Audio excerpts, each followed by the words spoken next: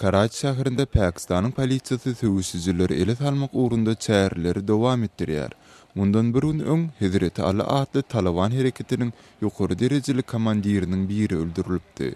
Polisiýa ýurdun iň köp ýyllatly şäherinde geçirilen operasiýanyň dowamında söwüşçi bolmakda guman edilýän 100 ogloy adamyň tutsak edilendigine habar berýär. Täjikistanyň prezident Emomali Rahmon Russiýanyň energiýa boýunça Gazprom kärhanasynyň başlygy Aleksey Miller bilen duşuşdy. Gepleşikleriň dowamında täze gaz we neft ýataklaryny özleşdirmek meseleleri maslahat edildi. Miller Gazpromyň derňew işlerini geçirmek üçin has köp lisenziýalary almaga gydyklanýandygyny hem sözüne goşdy. Bu kampaniýa 2010-njy ýyldan bäri Täjikistanyň demir gadagynyňky gaz gorlaryna $150 million töweregi sermaýe ýatyrdy.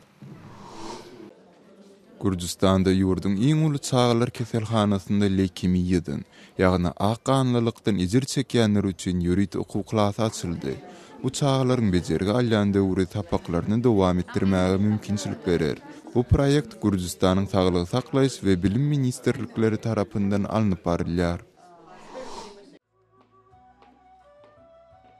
Tataristanda yerli dizaynerler döwrewap tatar musulman aýalynyň nähili geyinmeligi dogrusyny ýörüýte moda sergisini gurnadylar. Bu moda sergisi Tatar we İran denanlarynyň arasyndaky dostluk ady bilen geçirilen resmi hepdeligiň çäklerine gurnaldy.